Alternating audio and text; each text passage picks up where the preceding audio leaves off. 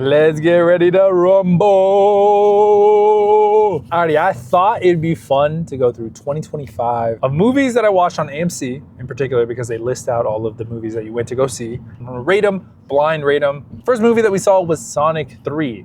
Honestly, this movie was buns. Horrible way to start off the year. In my opinion, Sonic overall, I think it was actually a pretty fine movie franchise for the most part. 1, I liked. 2, I liked a little less, and 3, I liked the least. So I'm gonna give it a 4 out of 10. Second movie that we went to go see is called The Brutalist.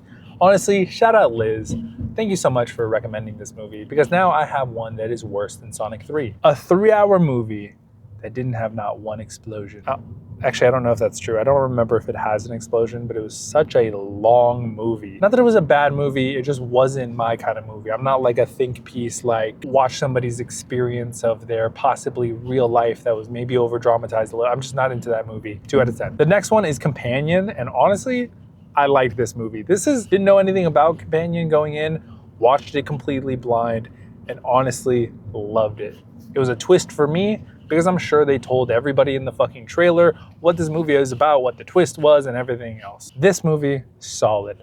7 out of 10. Moving on, next one is going to be Captain America in a Brave New World. This is Anthony Mackie's debut as Captain America. And honestly, they did him a disservice with this one. I like Anthony Mackie as the Falcon. I think he does a great job.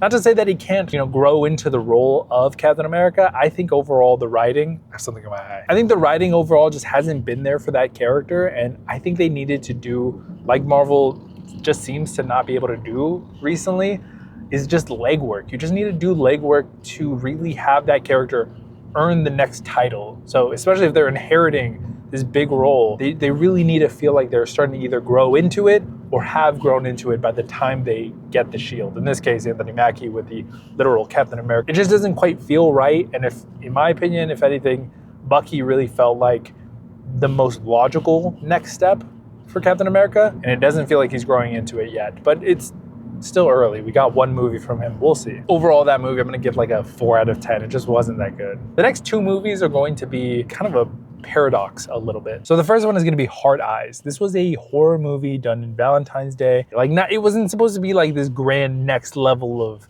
intricacy when it comes to the horror genre.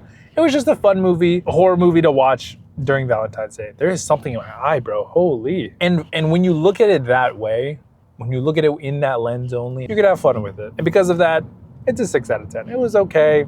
Fine. Bad movie. Bad movie is bad. Bad movie could be fun. And so in the same vein, I think Monkey is very much in that same kind of realm where it's not supposed to be this pinnacle of cinematic, masterpiece, but just overall a fun movie that you get to watch and you're not really questioning where the plot holes or why the plot holes are there. Just as long as you don't think about it too hard, you're gonna have fun with it. And because of this, I can give this one like a 6 out of 10 as well. I think that's pretty fair. Next one is Mickey 17. I was pretty happy with this movie. Robert Pattinson coming out of Twilight, going into The Batman, from there going into Mickey 17. At least that's the movies that I've seen him in. I don't know if he's done more than that. I'm sure he has, but just that the dynamic range that he has for acting is impressive. And it's not something that I thought he had until I started seeing him in these other roles and situations that I could really appreciate. Like, this guy can act. This guy's a good actor. I want to give that one a solid 8. I was entertained the whole way through and genuinely surprised me with his acting capabilities. The next one is Disney's Snow White. Very controversial movie. Was delayed multiple times. I'm honestly gonna have to side with the haters a little bit. This was not a good movie. CGI was very rushed. I don't know. A lot of it was just kind of everywhere. It felt very like Disney original and not in a good way because this is a mega massive budget film. I'd probably give this one like a 5 out of 10. I might even give it like a 4 out of 10. Just wasn't for me. Next one is Black Bag. I haven't seen a spy movie in quite a while, so this one was a good change of pace. This movie was also very dialogue heavy. It wasn't like we're on a mission, Agent Cody Banks, Mission Impossible type movement. You really have to kind of pay attention to who's doing what. And personally, paid off. I think I like that. I want to give it a 7. I thought it was pretty solid. The elusive, the amazing Minecraft movie. I went into this movie pure hater. I'm not gonna lie. I was just ready to shit on it. Jack Black, I was like, bro, Jack Black isn't gonna be able to do this well. Why would I doubt the panda himself Why would I do that? It's a question we may never be able to answer, but he pulled it off. The jingle, cha-cha-cha chicken. Oh, love a chicken, yeah, like there's a way to do that movie super cringe and in a bad way. And Jack Black didn't do that. He did it exactly what he needed to do. It was Jack Black the whole way through, and it just added the seasoning that this movie needed. It was great. I thought great cast. It was like there was no real bad cast members, and I thought Jason Momoa might have been like the bad one, but he was even fine. Jack Black just stole the show, like grabbed the bull by the horns and made it his own. I thought it was good. Sue me, I give it an 8. Sue me. Sinners, good movie.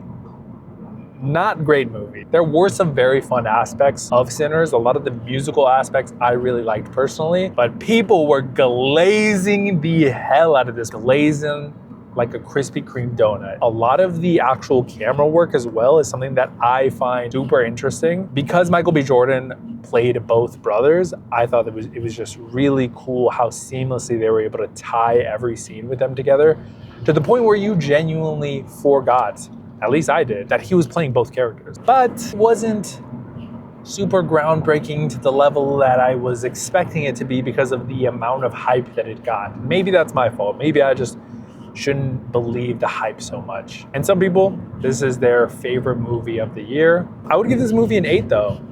An 8? Is that a little high? If I have to go whole numbers, then I'll give it a 8. But if I can go into decimals and really get nitty gritty with it, I'll give it a 7.7. Next one is Death of a Unicorn. A24, in my opinion, is just rock solid when it comes to movies. This one, however, was not one of those instances. It was just super mid. Why am I watching this? Just wasn't good. Didn't really do anything for me. 4 out of 10. On to the next. Damien from the future here. I decided to split this video up into 2 parts because the video itself got really, really dark, as you could probably already tell. So tomorrow you will get part 2. Be safe. Thanks so much for watching. Peace.